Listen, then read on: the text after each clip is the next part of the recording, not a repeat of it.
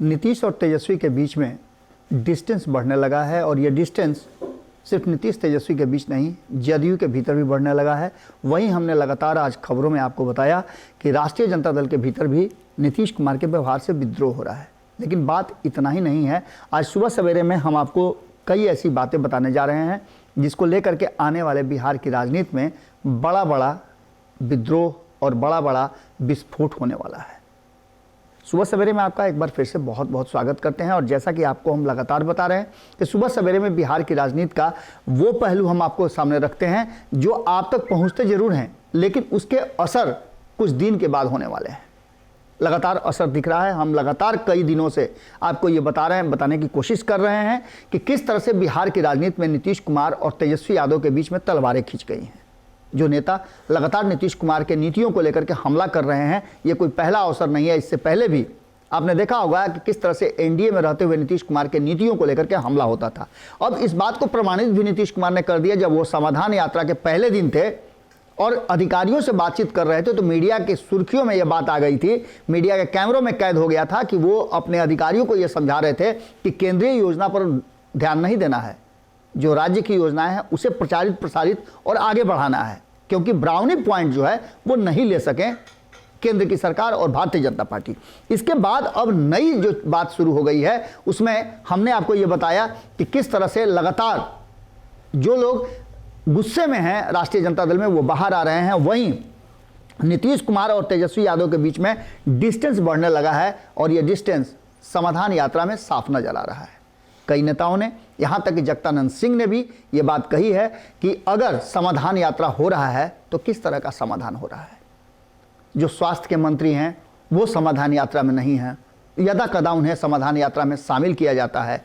इसके साथ साथ और भी कई ऐसे मंत्री हैं राष्ट्रीय जनता दल के जिनको शामिल नहीं किया जाता है। बात शिक्षा की हो तो वहां शिक्षा मंत्री को शामिल नहीं किया जाना। इसके साथ साथ जब बात सामाजिक समीकरण की हो तो वहां मंत्रियों का नहीं होना इस बात की तरफ इशारा कर रहा है कि कहीं ना कहीं 5 महीने की ये दोस्ती धीरे धीरे अब अपना दम तोड़ने लगी है। देखना दिलचस्प होगा कि नीतीश कुमार और तेजस्वी यादव का ये बढ़ता हुआ डिस्टेंस किस एरिया में जा रहा है और इसका असर राष्ट्रीय जनता दल के साथ साथ जदयू के भीतर भी पड़ रहा है। और जदयू में जो कुछ भी हो रहा है उसको देखते हुए भारतीय जनता पार्टी ने एक नया मूव ले लिया है। भारतीय जनता पार्टी जो बड़ी तेजी से तैयारी कर रही थी छोटे छोटे दलों को अपने साथ लाने के लिए, वो अचानक से अपने कार्यक्रम को रोक चुकी है। उस कार्यक्रम पर 14 तारीख तक इंतजार करना है। हमने आपको पहले बताया था कि 24 तारीख को भारतीय जनता पार्टी एक बड़ी बैठक दिल्ली में करने वाली है जिसमें कई दल को निमंत्रण दिया गया है। उनके साथ बैठ करके आने वाले 2024 के लिए जो नए रास्ते होंगे और किस आधार पर चुनाव लड़े जाएंगे, ये सारे समीकरण और खाका फिट बैठाया जाएगा। लेकिन इन सारी बातों से अलग आपको बता दें कि जिस तरह से नए मूव पर भारतीय जनता पार्टी निकल गई है और भारतीय जनता पार्टी का शीर्ष नेतृत्व बिहार कैडर को भी एकदम बहुत कैलकुलेटेड शब्द बोलने की बात कर रहा है। सुशील मोदी के बयान में आपने देखा होगा कि तल्खी कम हो गई है। इसके साथ साथ विजय कुमार सिन्हा हो या फिर सम्राट चौधरी को आपने इधर काफ़ी दिनों से बहुत ही कम बोलते हुए देखा होगा।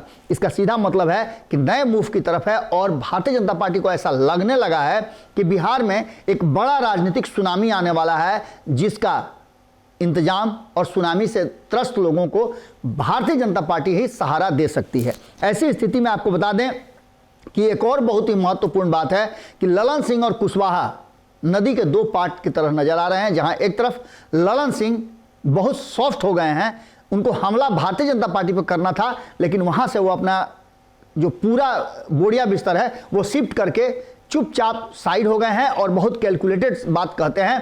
कोई भी बात पूछने पर, भारतीय जनता पार्टी पर सवाल पूछने पर, राष्ट्रीय जनता दल पर सवाल पूछने पर वो सीधे तौर पे कहते क्या है कि ये उनसे जाकर के पूछ लीजिए जो बड़ी मुखर होकर के बोलते थे। प्रधानमंत्री के सवाल पर भी वो बहुत कैलकुलेटेड बात कर रहे हैं। और नीतीश कुमार की जो यात्रा देशव्यापी होनी थी वो यात्रा बिहार तक सीमित होकर के रह गई है। इसके साथ साथ आपको बता दें कि उपेंद्र कुशवाहा की लगभग आप मान के चलिए कि विदाई तय मानी जा रही है, क्योंकि उपेंद्र कुशवाहा जिस तरह से बयान दे रहे थे और नीतीश कुमार के साथ खड़े नजर आ रहे थे उसका उन्हें इनाम नहीं बल्कि उनका दंड उन्हें भोगना पड़ेगा। कहा तो ये जा रहा था कि भारतीय जनता पार्टी से अलग होने के बाद नीतीश कुमार और राष्ट्रीय जनता दल के बीच में जो संविदा हुई थी, उस संविदा के आधार पर राष्ट्रीय जनता दल ने यह कह दिया था कि किसी को भी बयान देने का अधिकार नहीं है और किसी का बयान का कोई मतलब नहीं होगा।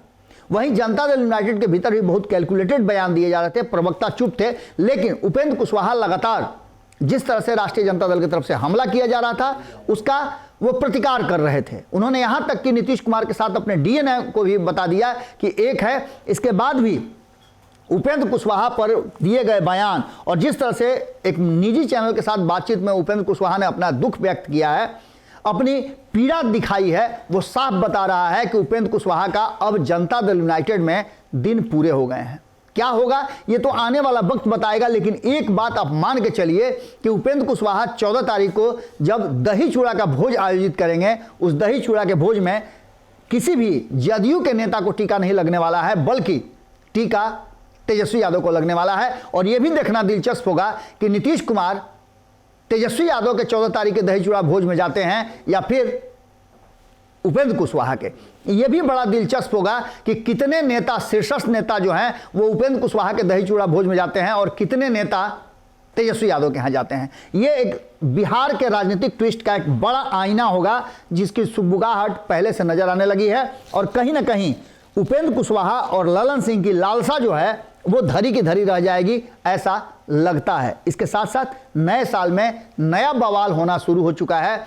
जैसा कि आपको पहले भी हम बताते आ रहे हैं कि बिहार में राजनीतिक रूप से एक बड़ा ट्विस्ट आने वाला है और देखना दिलचस्प होगा कि नीतीश कुमार और तेजस्वी यादव की यह सरकार कहां तक, कितनी दूर तक चलती है। इस सारी बातों को लेकर के बिहार में जबरदस्त ढंग से चर्चा चल रही है और इन चर्चाओं के बीच नीतीश कुमार साफ तौर पे नजर आ रहा है कि अब अपना माइंड मेकअप कर चुके हैं, अंतरात्मा की आवाज उन्होंने सुन ली है। यही कारण है कि उनके बयानों में भी आपने देखा होगा कि कई तरह की मुस्कुराहट आ गई है, कुटिल मुस्कान है। और कई लोगों के बयान पर नीतीश कुमार जो मुखर होकर के बोल रहे हैं, खास करके उपेंद्र कुशवाहा पर दिए गए उनके बयान के बाद उपेंद्र कुशवाहा के चेहरे के हवाइयां उड़ गई हैं और उपेंद्र कुशवाहा अपने बयानों में भी अपना दुख दर्द व्यक्त कर रहे हैं। वहीं आपको बता दें कि नए साल में नए समीकरण के साथ बिहार में आपको बहुत कुछ देखने को मिल सकता है। भारतीय जनता पार्टी का वेट एंड वॉच वाला जो फॉर्मूला है वो आपको 14 तारीख के बाद दिखता नजर आएगा कि इसमें क्या क्या परिवर्तन हुए हैं। बहुत सारी ऐसी राजनीतिक घटनाएं हैं जो आपको कहीं ना कहीं स्तब्ध कर देंगी और एक बड़ा बवाल बिहार की राजनीति में होता हुआ नजर आ रहा है। आज के सुबह सवेरे में हम आपसे यहीं विदा लेते हैं। बाकी की खबरें बदस्तूर भारत लाइव पर जारी रहेंगी।